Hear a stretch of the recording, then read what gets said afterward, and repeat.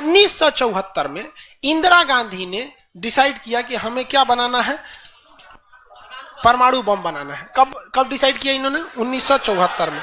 But उस समय हम लोग उतना डेवलप नहीं थे, तो हम लोग यहां पर मई 1974 परमाणु बम का परीक्षण करने के लिए सोचे। लेकिन 1974 में हम लोग उतना डेवलप नहीं थे।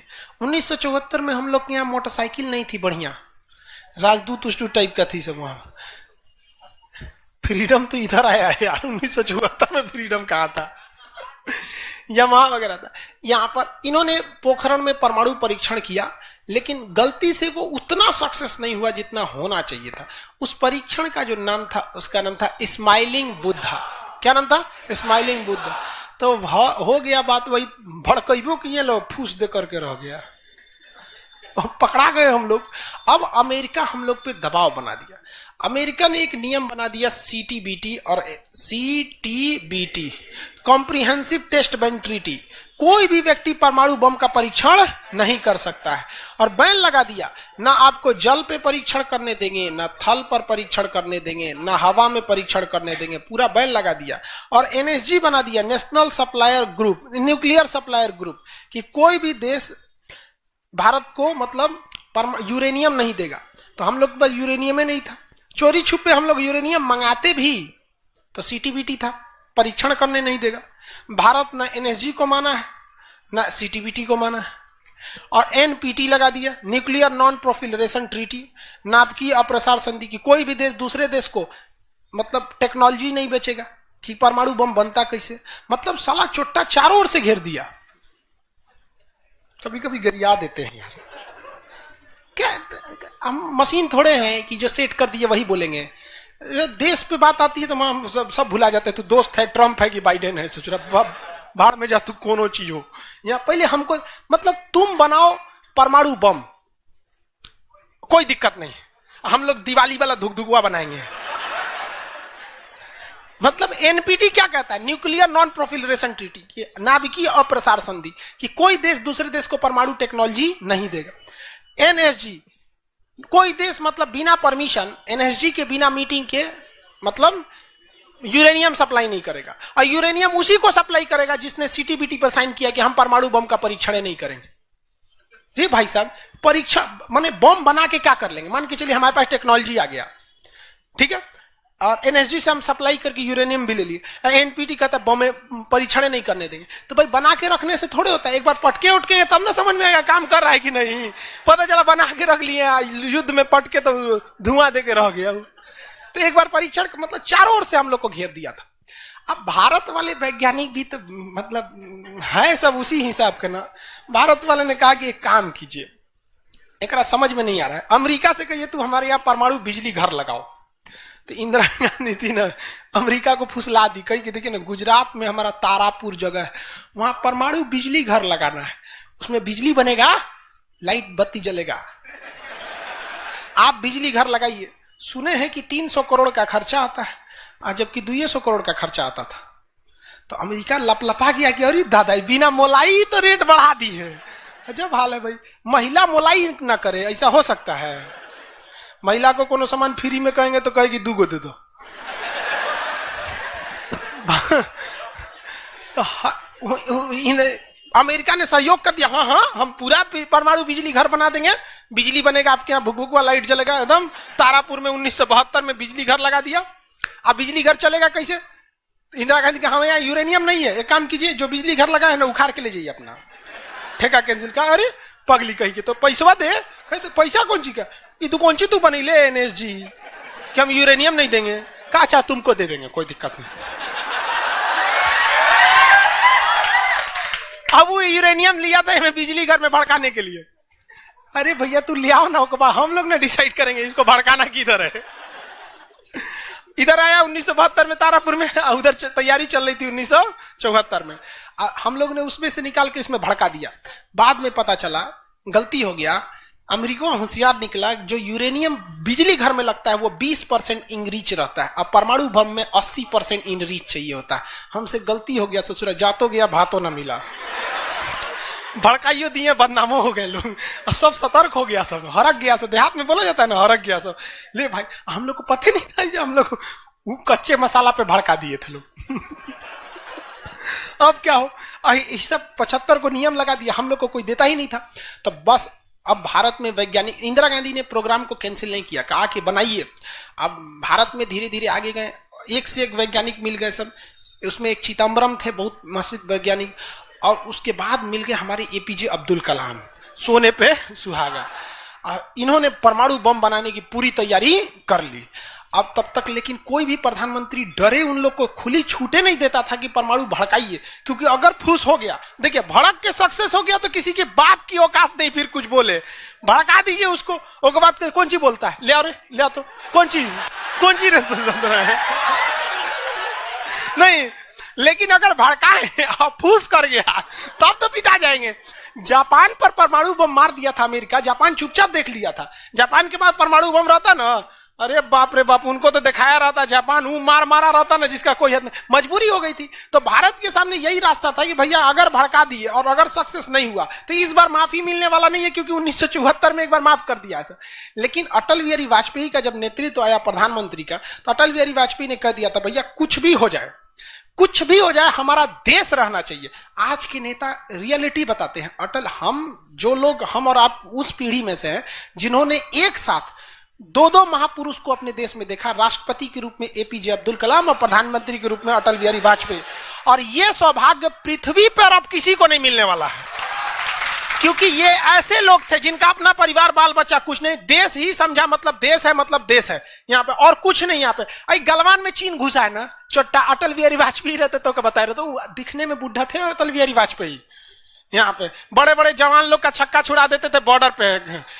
उन्होंने खुला छूट दिया एपीजे अब्दुल कलाम को, कहा कि आपको हमारे परमिशन की जरूरत ही नहीं है, आपको जो करना है करिए, हमको नहीं, हमको बस परमाणु बम चाहिए, हमारी सरकार रहे चाहे सरकार गिर जाए। और रियलिटी में है, भारत में अटल बिहारी वाजपेयी अगर परमाणु परीक्षण न करते तो भारत पर अमेरिका सैंक्शन नहीं लगाया रहता और अटल बिहारी वाजपेयी की सरकार नहीं गिर जाती। लेकिन अगर वो अपनी सरकार को सोचते तो कोई भी शिक्षक मंच पर खड़ा होकर किसी प्रधानमंत्री का खुलेआम तारीफ नहीं कर सकता, वरना कितने प्रधानमंत्री आए, कितने गए, किसी के लिए शब्द नहीं निकलता है।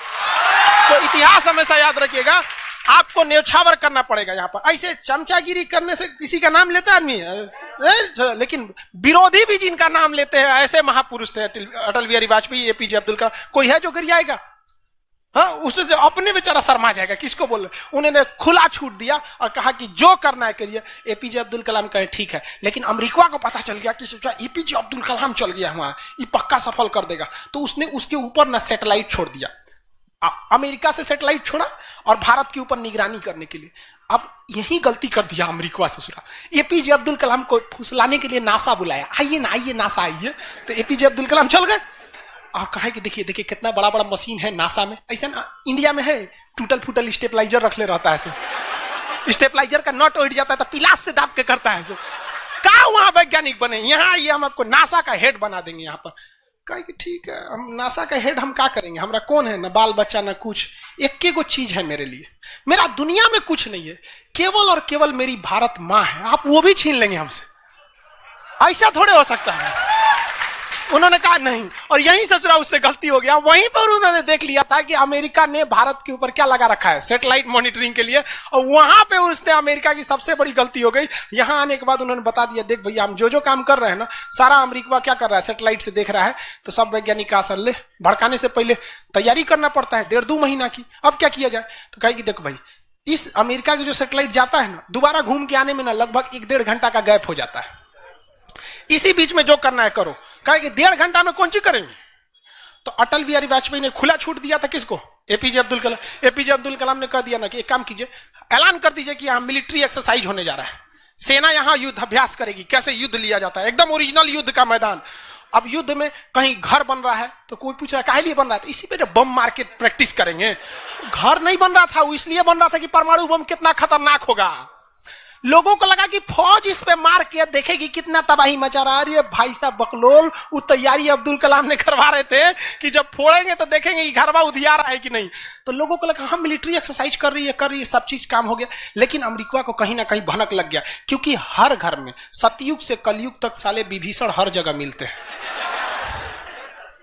भारत में कोनो जाके कह दिया वहां पर तो भनक लग गया, तो अमेरिका ने उस सैटेलाइट की टाइमिंग घटा दी। अब जो घंटों का गैप रहता था वो चंद मिनटों का गैप रह गया, 20-20 मिनट का गैप रहता था, लेकिन इन लोगों ने अपना काम निपटा के रख दिया था। लेकिन समस्या ये थी ना कि सब चीज तो बन के रेडी हो गया, हर चीज रेडी हो गया, लेकिन अगर परमाणु बम फोड़े और फूस करके रह गया, समस्या यही थी। भड़क गया तो टेंशन ही नहीं था। तब क्या किया गया, सैटेलाइट हुआ तो रहेगा, तो अटल बिहारी वाजपेयी का पूरा छूट था, एपीजे अब्दुल कलाम को इनको टेंशन ही नहीं था। उन्होंने कह दिया अटल बिहारी वाजपेयी से कि ये काम करते हैं हम अब आ गया, हम मई में इसका बम फोड़ देंगे कोनो दिन में, 9 तारीख चाहे 11 तारीख कोनो दिन हम फोड़ देंगे। तो कहें कि भाई आपको जो करना है करिए ना, हमको मत बताइए, हमको बस परमाणु बम चाहिए, बाकी अमेरिका कौन चीज करेगा हम देख लेंगे यहाँ पर। तो अटल बिहारी वाजपेयी से खुला छूट मिल गया। अब इन्होंने 9 मई 1998 डेट क्या कर दिया, डिसाइड कर, 2 दिन किया था, एक 9 मई को भी, फिर 11 मई को। पहले 11 मई 1998 शक्ति 98 कोड नाम था। जैसे अमेरिका का सैटेलाइट गुजरा, पूरी तरह से कैलकुलेशन हो गया था कि कैसे कैसे होने वाला है। अमेरिका का सैटेलाइट जैसे गुजरा तुरंत यहां पे भारत का परमाणु बम को ब्लास्ट किया गया, और जैसे ब्लास्ट हुआ तो जो मिलिट्री एक्सरसाइज कर रही थी उसको तो भेज दिया गया था 2 दिन पहले ही। जो बिल्डिंग विल्डिंग बनाई थी वो खाली पड़ल था, धाए दे गायब हो गया बिल्डिंग, पूरा धुआं धुआं हो गया, पूरा भयानक। अब परमाणु बम क्या हो गया, लगभग सफल हो गया। वैज्ञानिकों को लग गया था सफल हो गया, लेकिन भाई अब ये फोड़े, अभी कैसे पता चल जाएगा सफल हो जाएगा। आप अंदाजे ना बता सकते कि भाई इतना तबाही एक अच्छा ही बम ला सकता है। लेकिन तब तक सैटेलाइट उसका घूम के आ रहा था, और पकड़ लेता तब क्या होता, मान के चलिए पकड़ लेता, अब पता चला कि सफल नहीं हुआ, खाली धुआं कर दिया, गड़बड़ हो गया। तुरंत अटल बिहारी वाजपेयी को फोन किए एपीजे अब्दुल कलाम कि तुरंत आप मौसम विभाग को कहिए कि राजस्थान में भयानक तूफान आया है, कोई नहीं जाएगा। अटल बिहारी वाजपेयी ने तुरंत घोषणा करा दी, राजस्थान के लोग अपने घर में रहे, बहुत भयानक तूफान आया है। अब उसका सैटेलाइट आ रहा है तो देख रहा है धुआं धुआं हुआ है, तुरंत मैसेज भेजा नासा में, धुआं हो गया यहाँ पे, काहे मतलब धुआं हुआ है, तूफान आया है वहां पे। तूफान आया है, सोचा वहां से चला गया, तब परीक्षण देखा गया, एकदम सक्सेस। अब टेंशन ही नहीं है, एक और फोड़ दो, 2 फोड़ दिया गया, पूरी तरह से सक्सेस हो गया। और ससुरा अमेरिका को अभी तक पता है कि वहां तूफान आया है, अरे वहां दूसरा तूफान आया है। अब भारत में कुछ भी कहिए तो डर तो लगता है, भाई अमेरिका बहुत खतरनाक देश है। आज हम लोग भले शक्तिशाली है, 1998 में हम लोग को पाकिस्तान आगे दिखा देता था, 99 की करगिल वार याद कीजिए। आज हम लोग बहुत आगे निकल गए, लेकिन उस समय बहुत पीछे थे हम लोग। अब डर तो था ही। अब भारत के प्रधानमंत्री सब राष्ट्रपति सुखपुकाइल थे, अमेरिका क्या करेगा, ओके पते नहीं। 9 तारीख बीत गया, 10 तारीख बीत गया, पता ही नहीं चला अमेरिका को। अटल बिहारी वाजपेयी अब्दुल कलाम से पूछे कि महाराज तो सोचा कुछ सुखबुगाइए नहीं रहा, तो ओकरा पते ना चलल है। एक काम करते हैं, आप धड़ल्ले से फोड़ देते हैं, क्या फायदा है हम। तो फिर 11 मई को 3 और फोड़ दिए, 2 गायब करके। जैसे परमाणु बम निकला धाम से फोड़े, पता ही नहीं चला दूसरा। लेकिन भाई धड़ाधड़ 5 फोड़ दीजिएगा तो पता चल जाएगा कि नहीं पता चल। ये डाउट हो गया पाकिस्तान को, जनते का है। हम लोग फोड़ रहे थे यहाँ पे, अब भूकंप आ रहा था यहाँ। फोन किया अमेरिका को कि बकलवा आंधी उंधी ना उठ लो, फोड़ दिया वो परमाणु बम। अमेरिका ससुरा माथा फोड़ रहा है अपना, कह रहा है कि अब क्या करें हम। यहाँ पे नासा वालन को गरियाया, गिरे चोट्टा कहीं का, तू लोग को सैटेलाइट लगाओ, हाई लगाओ। वहां पे कौन चीज देख रहा था लोग वहां पे, कि हम तो बोलबे किए थे कि उधर दुका उठाया था, अपने ना बोल रहे थे कि आंधी उठल है वहां पे। अमेरिका आग बबूला हो गया, और तुरंत अमेरिका का प्रतिक्रिया आया कि भारत को इसका बहुत भारी कीमत चुकानी पड़ेगी। तो भाई जिसकी कीमत भारी ना हो उसे चुकाने में मजा क्या है। और अमेरिका ने खुलेआम भारत को लड़का दिया कि अमेरिका कभी भी इस बात को स्वीकार नहीं करेगा कि भारत एक परमाणु संपन्न देश है। भारत को कभी भी अमेरिका इस बात की मान्यता नहीं देगा। अटल बिहारी वाजपेयी ने भी कॉन्फ्रेंस तुरंत मीडिया के सामने आए और कहे कि जो चीज हमारे पास है उसके लिए हमें किसी के प्रमाण की कोई आवश्यकता नहीं है, और जिस देश को यह लगता है कि हमारे पास परमाणु बम नहीं है या जिन देश को हम पर शक है वो आ जाना युद्ध के मैदान में, बताएंगे है कि नहीं है। अब पूरी तरह तबाह हो गया यहाँ पे। अब अमेरिका माथा पीटते रह गया। अमेरिका ने आदेश दिया अपनी सेना को कि तैयार रहो। अटल बिहारी वाजपेयी ने आदेश दिया अब्दुल कलाम को कि जो बम बनाए हैं ना दो चार को फोटोकॉपी उसका रेडी रखिए। फोटोकॉपी मतलब उसका बना के रेडी रखिए, क्योंकि सेना की लड़ाई में भाई आर्मी टू आर्मी बहुत दिक्कत हो जाएगा, एडवांस है वो बहुत। आज के वक्त में भी हमारा हथियार वहीं से खरीद के आता है। भारत ने भी डिसाइड कर लिया कि जो होगा आपकी परमाणु बम से होगा। अमेरिका भी डर गया कि ना भाई इससे लड़ना अब ठीक नहीं है। पाकिस्तान वो बम बना के रख ले था, डरे नहीं फोड़ रहा था। एक हफ्ता तक देखा कि भारत को क्या हो रहा है क्या हो रहा है, देखा कि कुछ नहीं हुआ, इहो चुप पे फोड़ दिया। अमेरिका एकदम ककुआ गया, एकदम का रे चोट्टा कहीं का तू क्या फोड़ा रे। तो पाकिस्तान वहां झाड़ दिया अमेरिका को कि हमरे बोलेंगे कमजोर जान के, हाँ फोड़ ले आपके आप बाई तो एकरा नहीं बोलेंगे, हम कमजोर हैं तो हमरा बोल देंगे। एक काम कीजिए, आप भारत को जो सजा दीजिएगा हम भी वही सजा काट लेंगे। सोचा हमरे पे खेल गया। हम ही लोग पे खेल गया पाकिस्तान। अब भाई अमेरिका टेंशन में आ गया। अमेरिका ने भारत पर एम्बार्गो और प्रतिबंध लगा दिया, जैसे अभी सऊदी अरब पे प्रतिबंध लगा दिया, कल के वीडियो में बताए थे, सऊदी अरब का डस्टबिन बना दिया वहां के। तो वहां पर अमेरिका ने भारत पर प्रतिबंध लगा दिया, कोई देश भारत से सामान नहीं खरीदेगा, जो जो चीज जरूरत की थी सब चीज पर बैन लगा दिया। भारत की अर्थव्यवस्था डूब गई, पाकिस्तान की भी अर्थव्यवस्था डूब गई, लेकिन भारत को बचा लिया भारत के 55 लाख कुशल कारीगर जो विदेशों में काम करते हैं। आप प्रतिबंध लगाइएगा भी तो पूरी दुनिया का कारखाने ठप हो जाएंगे, क्योंकि हर जगह भारत के वहां वर्कर काम करते हैं। और अमेरिका या सीबीएसई वाले जो वर्कर होते हैं वो स्पेशलिस्ट होते हैं, पेंट मारता है तो पेंटे मारेगा। भारत का मिस्त्री मल्टी टैलेंटेड होता है, पेंट मार रहा है उसको काटी ठोक दो तो बिजली वाला काम कर दे, तो हाँ तार और घींच देते हैं। मल्टी टैलेंटेड होता है और काम भी बहुत ज्यादा करता है। काम हम जब 5 बजे कर देगा तो आदमी अच्छा बोरा नीचे उतार दो, तो ये सब बड़ी काम कर देता है, मेहनती होता है सब, कोई दिक्कत नहीं है उन सब में। खाना नहीं भी है तो कोई दिक्कत नहीं, निकालेगा तो खई नहीं है, चालू। तो पूरी दुनिया से भारत को पैसे आ रहे थे, पूरी दुनिया भारत में क्या, भारत के हजारों वर्कर लाखों काम कर रहे थे, भारत में पैसा आ रहा था, तो हमारी अर्थव्यवस्था पे उतना भयानक प्रभाव नहीं पड़ा। लेकिन पाकिस्तान की अर्थव्यवस्था तबाह हो गई। इसकी यहां के कोई वर्कर को ले भी नहीं जाता है। अरे चोटा कब मार करेगा कोई ठीक है नहीं है यहाँ पर। ये सब इतने बड़े बैल होते हैं सब पाकिस्तान वाला। अगर पाकिस्तान के एक मोहल्ला से 5 आदमी विदेश गया है ना, वहां अच्छा से हंसी खेसी ड्यूटी कर रहा है, अगर उसके परिवार में यहां झगड़ा होगा ना तो दोनों वहां झगड़ा कर लेगा सर, तो अब्बा काहे मर लो हमरी खाला को वहां मार कर ले। उसकी अर्थव्यवस्था पूरी तरह से बर्बाद हो गई।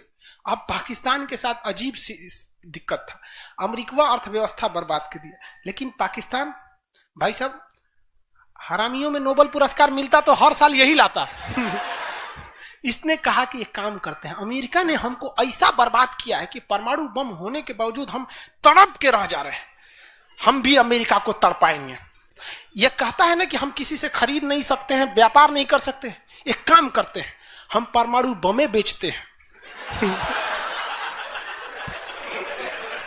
ससुरा उत्तरी कोरिया को बेच दिया, किंग जोंग पगला को देखे उसका टेक्नोलॉजी पाकिस्तान दिया है, सद्दाम हुसैन को, ईरान को, सबको बेचने लगा कि सारा थ्योरी ले आके देखता था कि देखिए ऐसे ऐसे परमाणु बम बनता है, लीजिए 20 करोड़ दीजिए जाइए।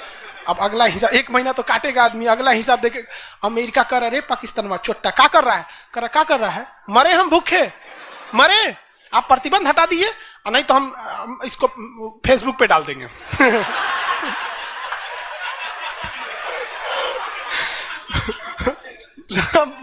अमेरिका पगला गया, अमेरिका प्रतिबंध हटाया। इस बार फायदा उठा लिया भारत, कहा कि रे ओकरा हटाया तो हमरो प्रतिबंध हटाओ। समझ आ गया कि देगा। तो गलती से भी अगर हम लोग जब भी एक दूसरे का अंतर्राष्ट्रीय मंच पर साथ दिए हैं ना तो दोनों को फायदा हुआ है, लेकिन ये चोट्टा उसको समझ में नहीं आता है। अभी भी अगर वो शांति से रहेगा ना तो बहुत आगे जाएगा, और अशांति से रहेगा तो एकदम में आगे चल जाएगा। परमाणु परीक्षण समझ में आ गया? किसी कोई दिक्कत कहां होता है? पोखरण में। आज भारत परमाणु संपन्न है या नहीं है? परमाणु की आवश्यकता है नहीं। अब अमेरिका केस कर दिया भारत पर, कहा कि आपने न्यूक्लियर प्रसार संधि तोड़ा है। भारत ने कहा हम नहीं तोड़े हैं, हमने किसी से संधि मंगाया ही नहीं है, हमारे खुद के वैज्ञानिकों ने खुद बनाया है। और ये बात खूब एपीजे अब्दुल कलाम ने बोला था। कौन सी बोलता है चौराहे, हम बनीले, बताएं कैसे बनता है।